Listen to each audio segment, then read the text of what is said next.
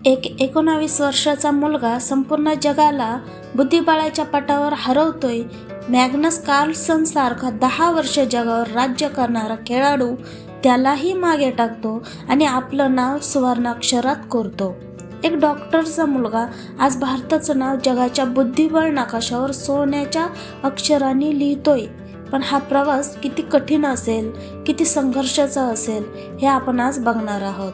तुम्हाला समजलंच असेल ना मी कुणाबद्दल बोलते. नमस्कार, मी आहे सुनीता आणि तुम्ही पाहताय तुमचं आवडतं यूट्यूब चॅनल, ज्याचं नाव आहे यस होईल रे. चला तर त्या मुलाचं नाव आहे डी गुकेश, म्हणजेच डोमराजू गुकेश. त्याचा जन्म 29 मे 2006 रोजी चेन्नई येथे डोमराजू कुटुंबात झाला. वडील डॉक्टर आणि आई पद्मा मायक्रोबायोलॉजिस्ट. सगळ्यांना कल्पना होती की हा मुलगा आज न उद्या डॉक्टरी लाईन पकडेल, पण कुणालाही कल्पना नव्हती की या मुलाचा पट्ट्यावरचा प्रवास जगभर गाजवणार आहे. फक्त 7 वर्षाचा असताना त्याच्या हातात पहिल्यांदा चेस बोर्ड आला. आजूबाजूला सगळे मुलं क्रिकेट, फुटबॉल खेळत होते, पण हा मुलगा काळ्या पांढऱ्या चौकटीत रमला. प्यादाला चाल द्यायला शिकला, घोडा उडवायला शिकला आणि तेव्हाच त्याचं आयुष्य आणि भविष्य त्याने स्वतः ठरवलं. चेस हा महागडा खेळ आहे.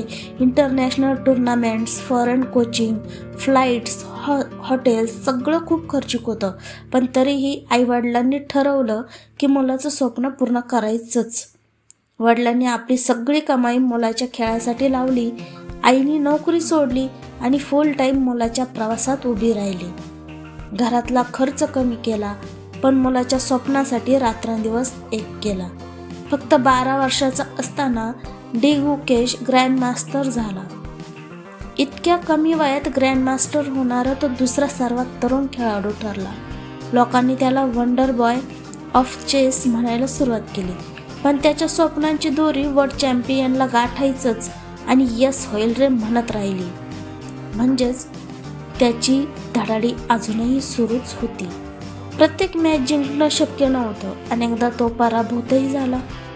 काही वेळा वर्ल्ड टॉप प्लेयर्स समोर हरल्यावर लोकांनी त्याला कमीपणा दिला. पण त्याने एकदा म्हटलं होतं, फेल्युअर डझंट बदल me because every failure teachers me something bigger.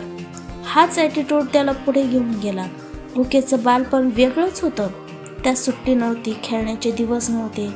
त्याच्या मित्रांना कायमचं बर्थडे पार्टी असायच्या, आउटिंग्स असायच्या, पण गुकेशला कोचसोबत ट्रेनिंग, 6-6 तासांच्या प्रॅक्टिस, गेम्स असायच्या. सतत ट्रॅव्हल, एक टुर्नामेंट संपायचंच नाही तोवर दुसऱ्या देशात जायची तयारी असायची.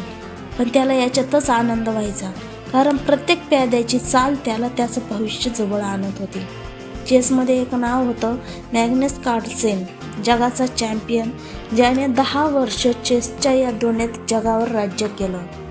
प्रत्येक भारतीय चेस फॅनचं स्वप्न होतं की कधीतरी आपला एखादा खेळाडू त्याला मागे टाकेल, आणि ते स्वप्न पूर्ण करायला सज्ज झाला हा 17 वर्षाचा तरुण. या तरुणाने फाईड रँकिंग्समध्ये वर्ल्ड नंबरवर आपले स्थान निर्माण केले. इतिहासामध्ये सर्वात तरुण चेस प्लेयर, वर्ल्ड नंबर 1 असा उच्चार करण्यात आला. विश्वनाथन आनंदनंतर भारताला मिळालेला नवा चेस सुपरस्टार.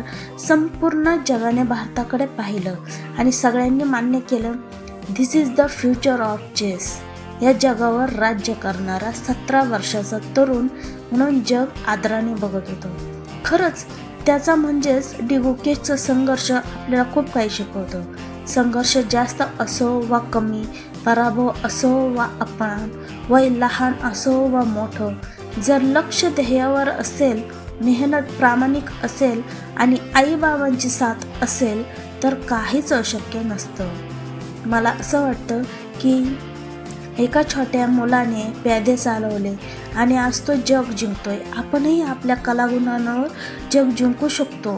तुम्ही फक्त प्रयत्न करा. म्हणूनच मला असं वाटतंय की कितीही अडचणी आल्या तरी तुमचं स्वप्न तुम्ही सोडू नका, कारण मेहनत केल्याने त्याचं फळ नक्कीच तुम्हाला मिळतं आणि त्यासाठी तुम्हाला तुमचे गुण ओळखणे खूप महत्त्वाचं आहे. तुम्हाला डी गुकेशची संघर्ष कथा कशी वाटली ते नक्कीच मला कमेंटद्वारे सांगा. आणि यामध्ये खूप काही चुका झाल्या असतील तर मला माफही करा. आणि यासारखेच व्हिडिओ बघण्यासाठी चॅनलला सबस्क्राईबसुद्धा करून ठेवा, कारण स्वप्ने खरे होतातच, फक्त